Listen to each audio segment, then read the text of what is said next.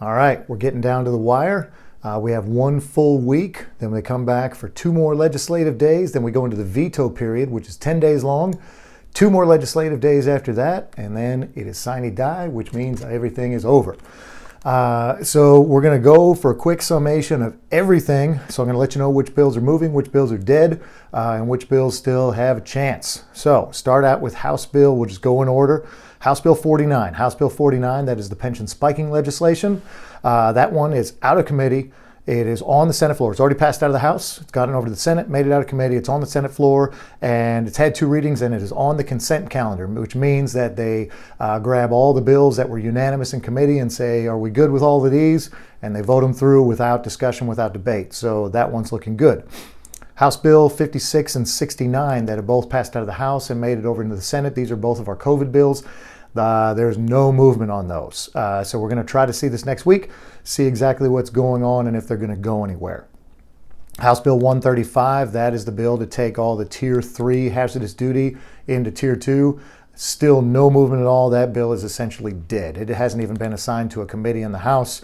And there's just not enough time left, really. Well, there is if they wanted to do something, but if they'd wanted to do something, it would have been done by now. So that one's probably gone. House Bill 151, which was a legislative task force dealing with EMS, has been folded into House Bill 777, so 151 no longer exists. House Bill 169, which is our retiree insurance bill, that has been folded into Senate Bill 209 as an attachment, actually a House committee sub. So 169 no longer exists. However, everything that was in it now exists within Senate Bill 209. So we'll get to that in a minute. House Bill 227 has made it over to the Senate, but no movement on that so far. We'll see what that looks like next week.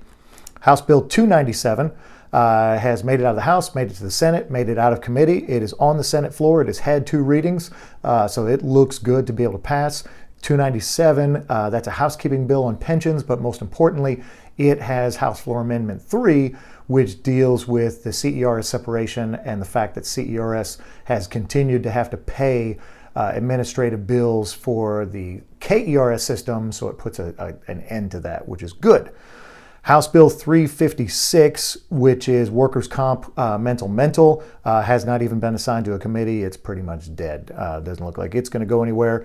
House Bill 396, which dealt with additional punishments for an assault on police officers, firefighters, but really this one was more about trying to increase punishments for people that are protesters, calling them rioters, making them felons. It was more a shot across the bow at what had gone on with protests in Louisville. It hasn't gone anywhere. It's pretty much dead. House Bill 414 has made it out of the House, made it over to the Senate, has been assigned to a committee, but it's been sitting in a committee for a while, so we'll see this next week if that's going to get moving. That one dealt with the rights of the accused for police officers and firefighters. Really a police officer bill. We're kind of tangentially involved. However, that at least, like I said, it's made it out of the House. It's over in the Senate. We'll see where that's going. We're kind of neutral on that because it's not. It doesn't harm us in any way, but it also doesn't. It's not a tremendous help. It's an okay bill, so we're all right with it. House Bill 562, this is the one that said 48 hours off after a critical incident. There's some question about how they define a critical incident, and really for us as firefighters, since we work a 24/48, the way it reads is pretty much at the end of that shift after a critical incident, you would get up to 48 hours off. Well, we kind of already have those 48 hours off. We might be able to protect you from a mandatory overtime or something, but even still, it would be up to your employer to decide if that was going to be paid leave or unpaid leave. Anyway, it is a good bill. It has made it out of the House. It's made it over to the Senate. It's been assigned to a Senate committee. But again, with our schedule, the way that it's phrased, it's kind of good intention, but I don't know that it would make that big of a difference for us unless you are going to be mandatory to work longer, and it would give you that 48 hours off. Which takes us to House Bill 777. This is that EMS bill. It was 296, then it was 505, now it's 777. It fought back and forth. We've been in a million negotiations about this. At its base, the hospitals were wanting to make transports, or really more transfers, interfacility transfers a priority. What they don't like is the fact that somebody that needs to leave one hospital to another, or go from a hospital to a nursing care home, or go from a hospital to home, but can't do so in a private vehicle or in a cab that needs an ambulance, they wanted to give priority to those ambulances over the 911 system. What we have essentially done is we have made it easier for them to create their own ambulance service, because there were some hurdles to that, but they would only be able to create those ambulance services for those interfacility transfers. So we don't want even longer waits, as we all know, sitting on a scene forever waiting for an ambulance when you've got a stroke patient or a heart attack patient is a much greater risk than a patient that is already at a hospital that has nurses and doctors and all these other facilities. So that is finally in a decent place. It's passed out of the House. It's gone to the Senate. It was in a Senate committee earlier this week. It got passed over. It's going to be pulled up again. This one's going to go through because there are too many big players in this that want this to happen. We've been in the thick of this to make sure that our EMS providers are protected. If you've been online, you've probably seen there's some different groups that are concerned that EMS doesn't have a voice in this. They do. The largest number of EMS providers in the state are fire-based EMS. When you look at Northern Kentucky, Jefferson County, Fayette County, etc., and that's the ones with ambulances, not let alone all the other fire departments that provide EMS care, even if they don't transport. Then you've got all the different EMS providers that are out there. They have had a voice with several different organizations. So yeah, it's getting there to be a good bill. It's also going to restructure K-beams a little bit, but this looks to go through this week. So that takes us over to the Senate. Senate Bill 7, which is a very dangerous bill, very harmful bill. It makes it much more difficult for any organization like a police department or a fire department to do dues checkoff. Essentially, if you do any type of political activity whatsoever, even if you just have the president of your local speak to your mayor, they're considering that political activity and saying it would be illegal for you to do dues checkoff.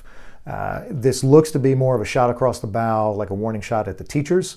It's pulled up in the Senate. It has been assigned to a committee, but it has not been heard yet. It has had 2 readings on the floor, so if it does get heard in a committee, it can go to the floor and pass right away. But again, it hasn't even been assigned. It's been assigned, but it's just sitting there.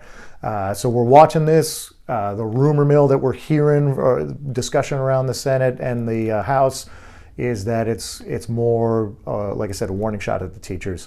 But we're staying on top of this because it would be extremely detrimental to us. We're also working with the FOP on this, since this would be so damaging to both the FOP and the firefighters. And we do not discriminate against Dems, Republicans, whatever. We back those who back us, and we endorse a ton from both camps and work with them as well. So Senate Bill 27. This is about the one about part-time fire commission instructors. Already passed out of the Senate. It's over in the House. It passed out of the House committee. It is on the orders of the day to pass tomorrow, Monday. So that one looks like it will go through. If you are an instructor, this is good for you. It means that when you retire, you don't have to sit out for a long period of time before you can start being a part-time instructor again. So, there's a weird little thing that doesn't allow you to do that, because they're saying that it's a prearranged agreement with a new employment after you retire, but a part-time instructor just doesn't really fill that type of definition. So it clears that up. All right, Senate Bill 64. This is allowing peer support groups, something that we already do, but it's a good bill. Doesn't interfere with anything that we do with peer support training or peer support groups. But that one has already passed out of the Senate, and it recently passed out of the House. It's been signed by the governor as of St. Patrick's Day. So that one is a done deal. Senate Bill 101. This is the bill about taking a video or a photo of a deceased person on an emergency scene. This actually it's interesting because we support that in theory.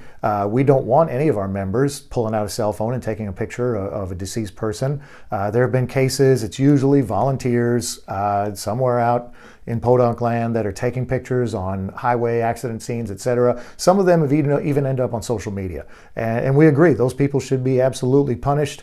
We don't want people like that doing that on our job and besmirching the tradition and the reputation that we have as firefighters. However, the way that bill was worded, if you had a helmet cam, if you threw a cell phone up in the cab and like you pulled up and there was a body in the yard, you're already a criminal just because that picture was taken.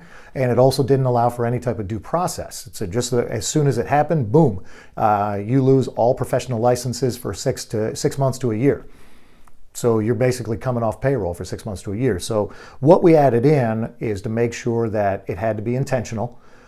We also made the next step that any type of distribution is really where the crime happened. But anybody that did happen, if your helmet cam picks it up intentional, if you have a cell phone or a GoPro that you throw up in the cab, as soon as you realize that that image is on there, you must delete it.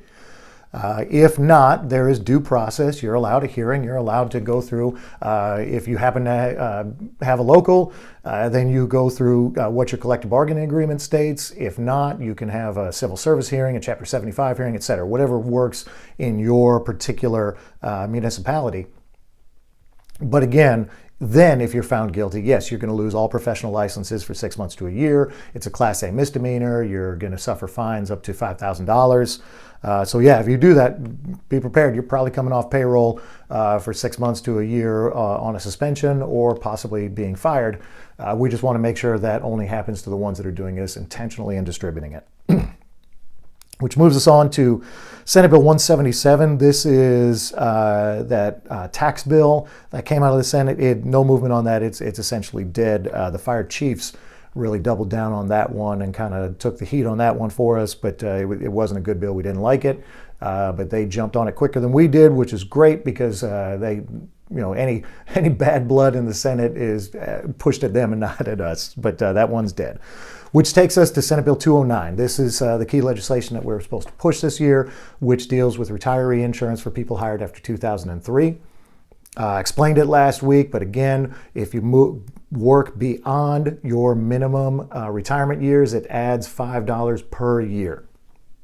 I want to be clear on where we were with this. Some people say that's not enough. What if I've already worked 20 years and I don't want to work more? I get it. It's not perfect. But the short answer is that this is what we could get. When you are trying to negotiate and trying to work through something, we could get somebody to write a bill that would give anybody post-2003 exactly what those pre-2003 had. And that bill would sit there and it would never get assigned to a committee and it would never go anywhere. And then we could say, hey, that got tried. And that's what happens. If you look on the legislative website, there's over 1,000 bills, I think, like 780 in the House and I think over 200 in the Senate. Most of those are never going to go anywhere. And those are the types of bills that they write for somebody to say, okay, here I tried, and then it never goes anywhere. We want to actually do something that's going to get passed. We've lost a lot of fights on the pension front and on the healthcare front. To be clear, back in 2003, despite what you might hear from people, the legislature was pushing and fighting to reform pensions for years, since about 95, 98, somewhere in there, every year. So we won in all those years. The KPFF won until in 2003 they were successful. As opposed to going after pensions, they decided to single out healthcare and create that plan where you get this stipend rather than 100%. And the way they looked at it at the time is moving from a percentage-based system to a dollar amount system because they felt that was easier to track. The amounts that they came up with at the time, with the cost of healthcare back then, they felt like that would keep up. The folks that were in the KPFF back then fought against it. They lost. The bill passed 2003. That goes forward. Just like they lost in 2008. And my first year when I was there shadowing was 2013, and we lost that year with the establishment of the Tier 3. And I watched that year as my predecessors fought and actually had it beat until the last day when Governor Steve Beshear was calling in everybody into his office and threatening them if they didn't pass it. Some people stood by us and some people didn't, and we lost. So On that healthcare side, again, we needed to get something that would actually pass. The League of Cities and that represent the employers, as well as the Republicans that have the supermajority, they realized that we need to do something, but they were focused more on retention and balancing out cost. Some people have looked, I believe if you look up House Bill 169, it still has a different plan that we had initially come up with to try to jump that dollar figure up to $40 right away, and then add that 1.5% per year to that. Again, that was looked at and it wasn't going to go anywhere. It was going to die. It was going to never get assigned to a committee. So that's no good. So we wanted to get something, again, had to get something. So when we look at this, if you look at the funding ratio for the health care plan, the CERS Hazardous Duty Plan, which is our plan, is funded at almost 90% and rising every year. Similarly, CERS Non-Haz, the State Police Plan, and the KERS Hazardous Plan is actually funded at like 130%. So that one, there's no cost to the system for any adjustments there. Now the KERS Non-Haz plan is funded at like 50%, so that one's pretty abysmal. But now with the separation of CERS, what we are looking at is with this bill, everybody that's in that Tier 1B, when they become eligible to retire in 2023, most people, when they look at their numbers, they're not going to be able to retire because of the cost of healthcare. So even without this bill, they were probably going to work extra years anyway. Well, now with this bill, when they work those extra years, which they might have done, probably would have done anyway, now at least they're getting something. They're getting an increased benefit. They're getting more money towards purchasing a health care plan. Is it ideal? No. But it's something, and it's real money. And working a few extra years, which again, probably would have had to do anyway, is going to get you a decent chunk of money. Also, a reminder, the IFF at the federal level is working on dropping that Medicare eligibility age, because that's really the key, is getting that bridge from when you retire, go on the state insurance until you go on Medicare. Because once you go on Medicare, you're pretty well covered. And even like I don't know all the Part B, Part D, et cetera, but that works out to like $250 a month. Pretty easy to cover. So back to that funding ratio, those plans, especially our CERS Hazardous Duty, that's going to be fully funded in about 7 years. So you look at Tier 2 and Tier 3, and I've seen some comments on that. They're like, I've already got to work 25, now I have to work more. Here's our thinking there. So yes, if nothing gets done, at least this will be here and people can work a couple extra years and increase that benefit. However, in that next 7 years, that fund is probably going to be fully funded. The way that the actuaries look at it, they think about 6 or 7 years, it's going to be completely funded. Once it goes above 100%, it becomes completely cost neutral to increase benefits. So whoever is sitting in my job or President Bear's job in another 7 years, at that point, once it's fully funded, they can go back to the legislature and say, hey, this will cost nothing to increase this benefit, which is not a good benefit, which is harming our people. It makes it difficult for them to retire, and try to jump that up for those Tier 2 and Tier 3 people and the Tier 1B people, because there's going to be a little crossover in there. Again, it's not perfect, but it's moving the ball down the road, getting a little something more for our members, and trying to get something that will actually pass instead of tilting at windmills for something that's never going to go anywhere. As always, if you have any questions, let me know. Call, text, email, etc. to myself, to President Bear. Stay safe out there, and we'll be talking to you again next week.